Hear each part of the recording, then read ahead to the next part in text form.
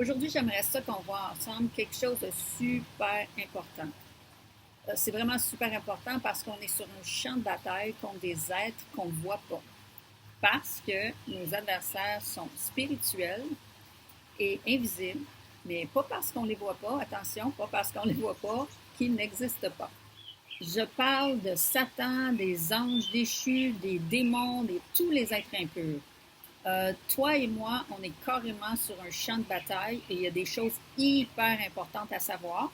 Et si tu sais déjà toutes les choses que je vais dire dans la vidéo, je pense que ça va être quand même un bon rappel pour toi. On va voir par exemple comment faire face à ces ennemis spirituels-là, quelles sont les armes à notre disposition.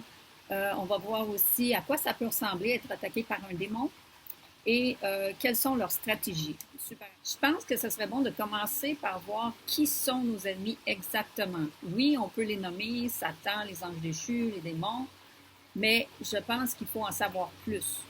Si on part à la guerre et on ne connaît pas nos ennemis, on part désavantagé. Et je pense qu'on peut voir dans l'histoire, quand on regarde la guerre du Vietnam, euh, je me souviens d'avoir vu une entrevue d'un combattant américain. C'était vraiment intéressant ce qu'il disait.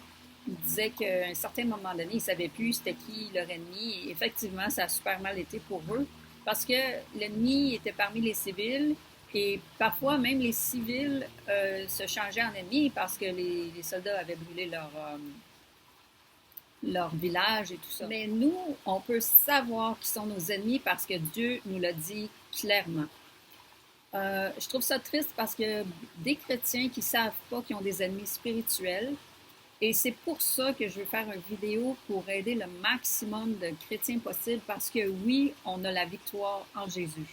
Si tu es un chrétien qui sait que l'ennemi existe, que les démons existent et tu te fais attaquer et tu ne sais pas trop quoi faire, ben laisse-toi pas abattre parce qu'on a des armes pour ça et on va en parler.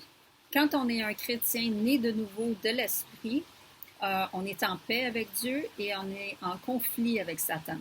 Et l'inverse, c'est vrai aussi. Si on n'est pas né de nouveau, on est en paix avec Satan et en conflit avec Dieu. Si ça ne te dit rien d'être un chrétien de nouveau ou tu ne sais pas trop si tu l'es, je te suggère d'aller voir mon premier vidéo que j'ai fait, Qu'est-ce qu'un chrétien né de nouveau? Et le deuxième, c'était Pourquoi et comment l'être?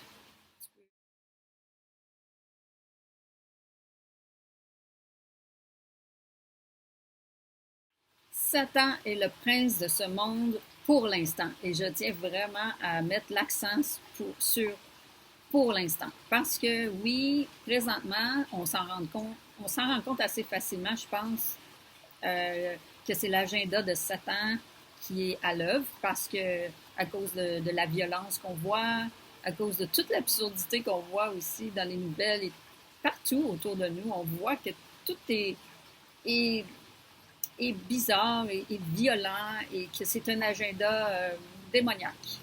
Et ça va continuer de s'intensifier, c'est son agenda qui va continuer et ça va augmenter, la violence va être de plus en plus présente, l'absurdité aussi, mais rassure-toi, c'est temporaire et de là, le, comment je pourrais dire ça, la bénédiction d'être en paix avec Dieu parce que Dieu protège ses enfants, c'est vraiment essentiel si on veut gagner victorieux contre Satan, il faut vraiment être né de nouveau et être dans le clan de Dieu, si je peux dire ça comme ça. Qui est Satan? Satan, c'est notre ennemi ultime. Satan, c'est un ange déchu. Satan était Lucifer avant sa chute. Et je cite, un chérubin, ça c'est un type d'ange, un chérubin couvert par Dieu de pierres précieuses. Bon, couvert de pierres précieuses, que ce soit au sens propre ou figuré, peu importe. De toute façon, euh, Lucifer avait une beauté parfaite. Et c'est à cause de cette beauté parfaite qu'il s'est gonflé d'ego et qu'il a chuté. Parce que Lucifer voulait être au-dessus de Dieu, au-dessus de son Créateur. Il voulait être le plus haut. Et c'est ça. Il s'est rempli d'orgueil et c'est ça qui a causé sa chute. Satan est corrompu, il est rempli de violence, il provoque la terreur, il divise, il divise et il divise. Et si je l'ai dit trois fois, c'est pas pour rien. Vraiment, c'est le roi de la division. Et je pense qu'il fait une maudite bonne job à part de ça. Je sais pas qu'est-ce que tu en penses, mais quand on regarde l'état de la société, tous les groupes qui sont divisés, il réussit à faire des divisions dans tous les clans. Et je pense que j'ai même pas besoin de nommer les divisions qui existent présentement dans la société. Je pense que c'est frappant. Je pense que tu peux reconnaître toi aussi les groupes qui sont divisés. Mais tout ça parce que il est pas fou, hein. Satan, il ne faut pas le sous-estimer, il est quand même intelligent. Même si il n'a pas le pouvoir contre les enfants de Dieu, il a bien le pouvoir qu'on peut lui donner dans le fond. Mais si je reviens à la division, Satan n'est pas fou. Il sait que une société divisée ne peut pas tenir. Et Satan n'aime pas les gens, n'aime pas la société. Il veut faire le mal absolument. Et il sait qu'une société divisée, ça ne peut pas tenir. Quelle est la base de la société? La base de la société, c'est la famille. Et Satan, son agenda, c'est de diviser les familles. Absolument. Parce qu'une famille divisée, ça ne peut pas tenir encore une fois. Et si les familles sont divisées, la société ne peut pas tenir. Et Satan est à l'œuvre sur les familles et il est aussi à l'œuvre sur les groupes de société. Il veut diviser tout et je pense que l'idéal pour nous, c'est de ne pas embarquer dans cette division-là. Aussi, Satan a plusieurs noms dans la Bible et je vais les citer. Le diable, l'ennemi des hommes plutôt, le père du mensonge, l'accusateur, le dragon, le serpent ancien, le prince de ce monde, en voulant dire la terre. Oui, il faut juste se rappeler, par exemple, que Satan est juste une créature. Il faut se le rappeler parce qu'on a tendance à l'oublier, je m'inclus aussi. Satan est en dessous de Dieu. Dieu est le créateur, il a beaucoup de pouvoir. On ne peut même pas comparer Satan à Dieu. C'est ridicule de faire ça parce qu'il n'y a aucune comparaison à faire. Satan est vraiment limité présentement, même parce que oui, le monde pourrait être pire que ça. Dieu limite les actions de Satan. Dieu a un plan parfait. Parfois, on ne comprend pas tout, mais oui, Dieu a un plan parfait. Et je pense que, en gros, c'est ce que je voulais dire par rapport à Satan. Je pense qu'on n'a pas besoin d'en savoir vraiment plus sur lui. Je ne veux pas élaborer sur lui non plus parce que il n'en vaut pas la peine qu'on parle de lui, vraiment pas. Je voulais juste donner une petite image pour qu'on sache à qui on a affaire. C'est vraiment un être corrompu, c'est un être malin, c'est un être qui nous aime pas, il nous déteste. Encore plus ceux qui sont chrétiens parce que on est l'image de Dieu. Dieu nous a créés à son image et en plus, on est sauvés pour l'éternité. Satan veut nous faire croire toutes sortes de choses, mais non, on a la victoire et il ne faut pas se laisser intimider par lui. Et ça, c'était mon mot que j'avais à dire par rapport à Satan. Et pour les anges déchus, ce que je voulais mentionner, c'est que c'est des anges qui ont été créés par Dieu aussi, une sirène, ont été créés par Dieu aussi. Et quand Satan s'est rebellé, eux aussi se sont rebellés et ils ont suivi Satan au lieu de rester avec Dieu. C'est leur choix. Ils ont décidé de faire le mal et eux sont des anges déchus. Il y a une autre catégorie, une dernière catégorie d'ennemis que je veux te parler, c'est les démons. Les démons, qui sont-ils? Beaucoup de personnes disent c'est la même chose que les anges déchus, c'est juste deux synonymes. Mais je vois rien dans la Bible qui prouve ça. Par contre, on voit dans la Genèse que il y a des anges déchus, oui, parce qu'ils ont eu des relations sexuelles avec des femmes humaines. Comme je l'explique dans mon dernier vidéo, les anges peuvent prendre la forme humaine parfois, et c'est en prenant la forme humaine qu'ils ont pu avoir des relations sexuelles avec les femmes humaines.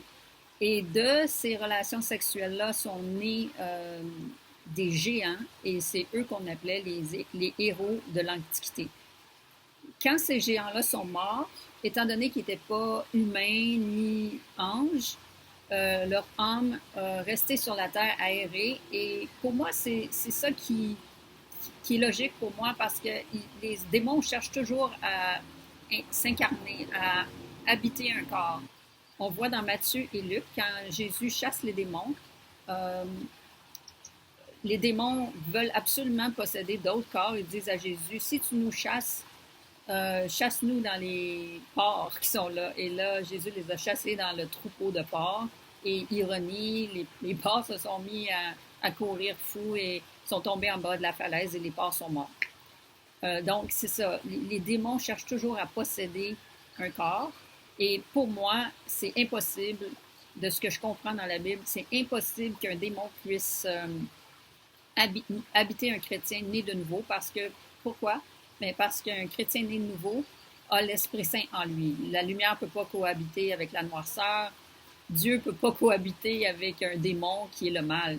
Pour moi, c'est impossible. Donc, c'est vraiment, on est vraiment béni en tant que chrétien, né de nouveau avec l'Esprit Saint en nous, de pas être, pas pouvoir être l'habitat de ces démons-là. Et c'est très clair dans la Bible que quand on est un chrétien né de nouveau, notre corps est un temple pour l'Esprit Saint. Ça fait le tour du premier point, qui sont nos ennemis. Et je me rends compte que la vidéo va être trop longue si je mets tout dans cette vidéo-là. Je vais faire une autre vidéo ou d'autres vidéos. Je ne sais pas combien de vidéos ça va prendre, mais super intéressant avec les points que j'ai nommés au début.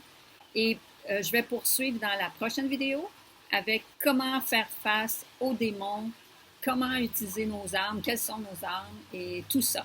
Donc, oui, je termine ici et je te dis à la prochaine, si Dieu le veut.